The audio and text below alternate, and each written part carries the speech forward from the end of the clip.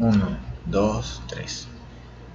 Buen día, mi nombre es Daniel Paredes, estudiante del Instituto Universitario Tecnológico Coronel Agustín Codazzi, extensión Barinas. Les voy a hablar sobre los circuitos y diferentes tipos de amplificadores. Circuito amplificador clase A, clase B y clase C. Un amplificador de potencia funciona en clase A cuando la tensión de polarización y la amplitud máxima de la señal de entrada poseen valores tales que hacen que la corriente de salida circule durante todo el periodo de la señal de entrada. Aquí tenemos una imagen que nos muestra la señal de entrada y la señal de salida.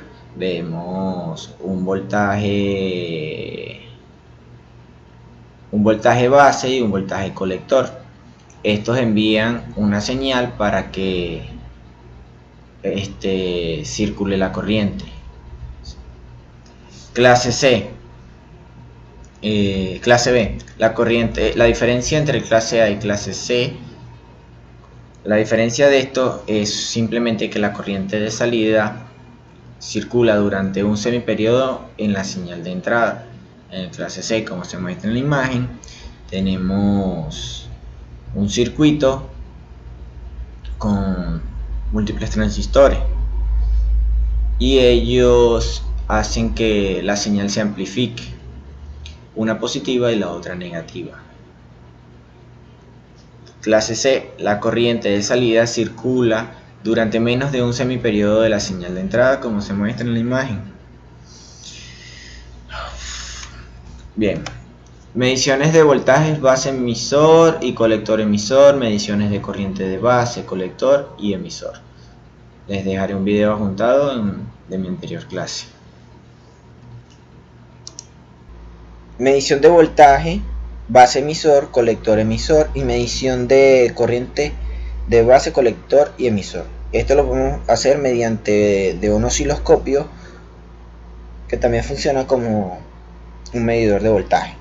Se coloca la opción. ¿Sí? Vamos a explicar cómo se debe medir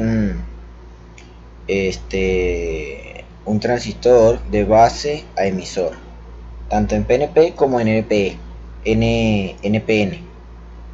Para un transistor NPN en buenas condiciones, el medidor debe mostrar una caída de voltaje entre 0,45 y 0,9 voltios. Si el transistor es polarizado, es probado, PNP, debería ver en la pantalla All o Over. Base a colector. Para un transistor PNP en buenas condiciones, el medidor debe mostrar una caída de voltaje entre 0,45 y 0,9 voltios. Si el transistor es PNP, deberá ver en la pantalla las letras All. Paso 3 sería emisora base. Para un transistor PNP en buenas condiciones tendrás que ver All en la pantalla.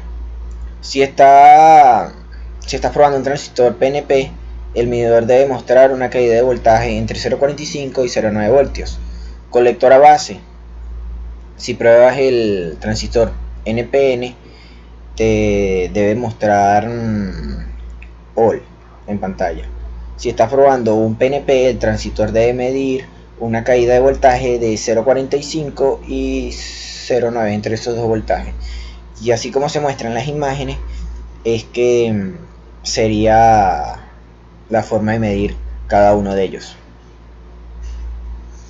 Aquí tenemos el colector a emisor. Si estás probando un transistor PNP o NPN, en buenas condiciones se mostrará All o Over Limit. Ahora cambia los cables positivos para el emisor y el negativo para el colector una vez más con un transistor PNP o NPN. En buenas condiciones debería de leer All. Bien, esto es todo hasta ahora. Video de electrónica, de laboratorio de electrónica 2. Gracias.